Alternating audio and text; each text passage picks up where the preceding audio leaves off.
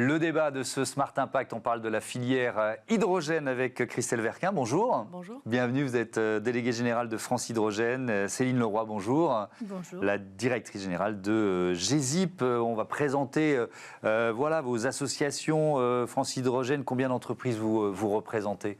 Alors France Hydrogène, ça rassemble 450 adhérents aujourd'hui, dont une majorité d'industriels et d'entreprises, donc environ 330 entreprises pour un tiers des grands groupes, mais également des ETI, des PME et des startups. Oui, il y a vraiment toute taille d'entreprises qui travaillent à la solution hydrogène aujourd'hui. Exactement, mais pas seulement, puisqu'on rassemble également des centres de recherche, des laboratoires, des collectivités territoriales, des pôles de compétitivité et des associations professionnelles partenaires. Ouais. Et vous venez de publier votre baromètre annuel, on va y revenir dans un instant. GESIP, en quelques mots, Céline Leroy. Alors GESIP, c'est une association d'industriels. On est 63 membres, essentiellement des grands groupes membres, qui ont décidé il y a 70 ans de se réunir pour parler de sécurité industrielle afin d'être plus performants dans le domaine de la sécurité, de l'hygiène et de l'environnement. Donc ça passe par quoi ? Par des formations notamment ? Alors ça passe par deux axes. En effet, un axe formation, et le but c'est finalement de partager notre savoir-faire, alors spécialement dans le domaine de la lutte contre l'incendie et de la gestion de crise. Et l'autre partie concerne le domaine technique, dans lequel là, à travers des échanges entre industriels, on va finalement anticiper certaines problématiques qui arrivent ou évoluer en fonction de la réglementation pour finalement proposer des guides qui permettent de mettre en place des choses opérationnelles sur le terrain. Alors, vous publiez avec France Hydrogène un baromètre annuel. Il vient de sortir, je crois, il y a quelques jours. Christelle Verquin, allez, s'il y a une leçon principale de ce baromètre, c'est quoi ? Alors ce baromètre, effectivement, c'est l'outil de référence qui nous permet d'évaluer l'état d'avancement de la filière française de l'hydrogène. Ouais. Donc on le publie chaque année et on l'a publié lors de notre salon iVolution co-organisé avec GL Events. Alors ce baromètre, qu'est-ce qu'il dit ? Il dit que la dynamique industrielle sur l'hydrogène existe en France, même si l'impulsion de départ qui a été donnée par la stratégie hydrogène de 2020 a permis de lancer beaucoup de projets, beaucoup d'usines et beaucoup d'ambitions. Et on voit là un petit peu un ralentissement. C'est un moment de creux ? C'est pas un moment de creux, c'est un moment où, en attendant que les gros projets émergent, on a besoin de structuration de la chaîne de valeur, de poursuivre l'effort. Mais la dynamique existe. Par exemple, on a des capacités installées de production d'hydrogène par électrolyse. On a des véhicules de plus en plus nombreux sur les routes. Par exemple, 1000 taxis sont en circulation à Paris. C'est 5% de la flotte des taxis parisiens qui roulent à l'hydrogène. Il y a eu un effet d'accélérateur avec les Jeux Olympiques. Absolument. On a aussi des bus qui circulent, des bennes à ordures ménagères, quelques camions, des vélos, enfin voilà. Et plus largement, dans la dynamique industrielle, l'hydrogène sert à la fois à la décarbonation de l'industrie. Donc on s'inscrit dans la perspective de transition énergétique. Ouais. Elle est quoi ? Elle est encore adolescente ? Elle est à quel âge, la filière hydrogène ?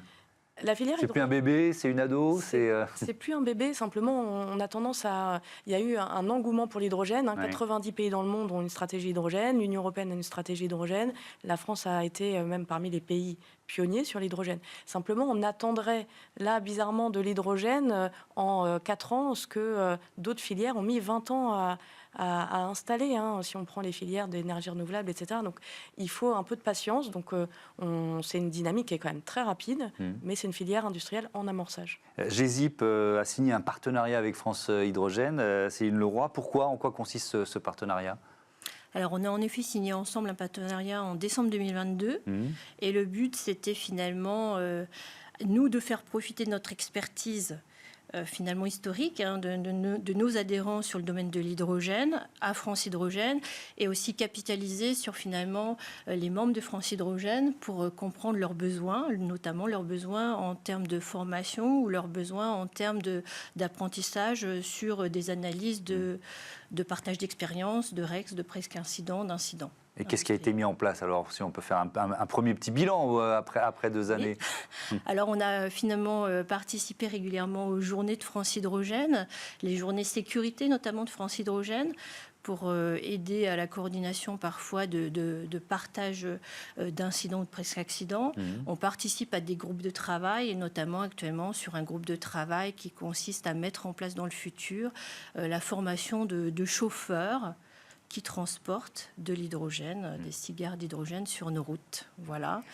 Donc c'est un exemple. Et au sein de GESIP, finalement, grâce à ce partenariat, on a pu aussi, avec nos membres, s'interroger sur les besoins futurs. Donc on a par exemple un groupe de travail technique qui est aujourd'hui en place et qui va travailler sur la transformation, enfin l'utilisation, on va dire, des pipes qui transportent aujourd'hui des hydrocarbures et qui demain transporteront peut-être de l'hydrogène. Oui, parce qu'il n'y a pas forcément besoin de beaucoup les transformer pour mettre autre chose que du pétrole ou du gaz à l'intérieur. C'est ce qu'on est en train de regarder. C'est pas si simple. C'est pas si simple. Oui, évidemment. Moi, j'arrive et je dis, voilà, c'est facile.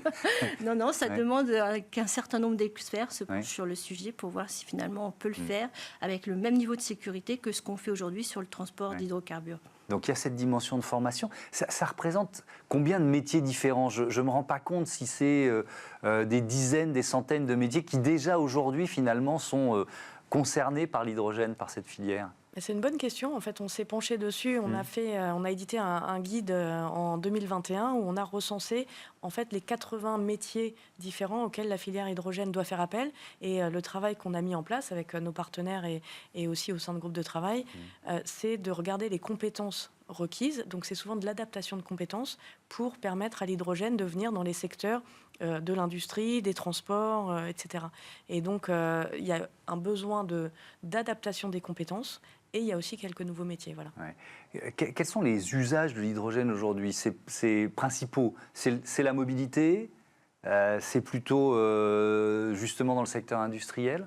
En fait, l'hydrogène, c'est ce qu'on a appelé le chaînon manquant de la transition énergétique. C'est-à-dire que si on se projette sur la neutralité carbone à 2050, il y a une partie des usages dans plusieurs secteurs, je vais y revenir, qu'on ne pourra pas décarboner si on n'a pas d'hydrogène. C'est par exemple dans le domaine industriel le raffinage, la chimie, la production d'acier ou les engrais, la production d'engrais, voilà, qui nécessitent de l'hydrogène. Et si on produit l'hydrogène proprement, on décarbone ces secteurs. Après, on a aussi l'utilisation de l'hydrogène pour fabriquer des carburants de synthèse qui servent à décarboner, par exemple, l'aéronautique, le secteur de l'aviation ou le secteur maritime. Et puis, on a également le secteur de la mobilité routière, sur laquelle on a effectivement, pour des usages intensifs, professionnels, qui nécessitent soit un temps de recharge très court ou une autonomie ou besoin de transporter des charges lourdes, l'hydrogène est une meilleure solution probablement que la batterie. Alors justement, c'était la question que j'allais vous poser. On parlait des taxis. Est-ce qu'il ne faut pas réserver l'hydrogène à la mobilité lourde, plutôt aux poids lourds, aux camions, aux cars, etc. En fait, il faut regarder en fonction des usages, c'est-à-dire des besoins réels. Et les besoins, il y a des cas d'usage qui sont identifiés. Effectivement, quand on a par exemple besoin de livrer, même sur un chargement moyen, mais de livrer de manière discontinue, sans pouvoir se recharger facilement ou avec un besoin de se recharger rapidement, l'hydrogène peut jouer un rôle. Si on est un fourgon ou un camion qui a besoin de secours ou d'intervention, par exemple, et peut-être que la batterie ne va pas pouvoir servir cet usage-là. Donc il faut regarder au cas par cas. Voilà. C'est le lourd, mais aussi l'intensif. Comme mobilité. Je me souviens d'être allé faire quelques émissions au Grand Prix de Formule 1 en France, au Castellet, quand il y avait encore un Grand Prix de Formule 1 en France, et il y avait une voiture de course à propulsion hydrogène qui était testée. L'un des enjeux, c'était le réservoir. Et ça rejoint les impératifs de sécurité qui sont les vôtres. Est-ce que c'est plus compliqué finalement de faire rouler une voiture à l'hydrogène? Qu'est-ce qu'il faut changer en matière de sécurité, notamment des réservoirs? Alors, je ne suis pas une spécialiste de l'automobile, alors je ne suis pas sûre que je vais pouvoir répondre à votre question complètement. Non, mais c'est un vrai enjeu de sécurité. En tout cas, il y a un enjeu de sécurité sur l'hydrogène et ce qu'il va falloir finalement gérer, notamment, ou être capable d'appréhender, c'est la fuite d'hydrogène. Voilà. Ou la résistance du réservoir en cas d'accident. Ou en cas de choc, tout à fait, exactement. Donc ça, c'est des enjeux qui sont des enjeux majeurs sur lesquels on travaille. Finalement, on se disait la même chose sur l'essence il y a 70 ans. Donc, finalement, c'est une question d'éducation, de formation, de prévention Et il n'y a pas de raison qu'on n'y arrive pas. C'est juste de maturité de la filière, on y revient finalement. Exactement. Je trouve que de ce point de vue-là, et ça rejoint un petit peu ce qui était dit, c'est-à-dire qu'en termes de technologie, d'objets techniques, les réservoirs, ils sont testés vraiment avec ils sont en fibre de carbone, des réservoirs de type 4, enfin, c'est très éprouvé.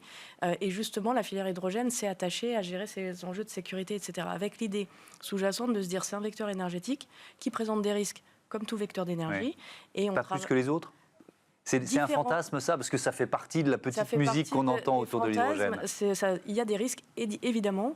Et parmi nos adhérents, on a l'École nationale des officiers de sapeurs-pompiers, qui explique très très bien qu'il y a une façon de gérer le risque de l'hydrogène. L'hydrogène, c'est un gaz qui se libère très facilement, qui est très volatile. Donc si il est bien conservé et que le réservoir tient bien, il n'y a pas de problème. Si on le libère sans confinement, il n'y a aucun problème et c'est même moins impactant probablement qu'un feu de batterie. Pour les industries pétrolières qui sont en train de travailler à leur transformation, à leur transition, évidemment c'est encore une part toute petite du chiffre d'affaires des géants du pétrole, les énergies renouvelables. L'hydrogène, c'est encore plus petit. C'est-à-dire en termes d'enjeux et de stratégie, qu'est-ce que ça représente ? Alors au niveau de l'industrie, c'est surtout que l'industrie utilise de l'hydrogène. Donc c'est l'utilisation d'hydrogène vert, par exemple, au lieu d'utiliser de l'hydrogène gris. Donc voilà, l'enjeu pour l'industrie, il est essentiellement là. Donc c'est finalement être en capacité en France, éventuellement, de fournir de l'hydrogène vert pour pouvoir l'utiliser dans l'industrie. Voilà. L'enjeu, il est là. Les industriels utilisent finalement de l'hydrogène depuis très longtemps. Donc, ils connaissent les risques, ils savent les maîtriser. Et donc, le but, c'est de capitaliser justement sur toute cette connaissance, toute cette expérience qu'on a autour de la sécurité industrielle pour le partager avec les nouveaux acteurs. Merci beaucoup. Merci à toutes les deux et à bientôt sur Be Smart for Change. On passe tout de suite à notre rubrique Startup.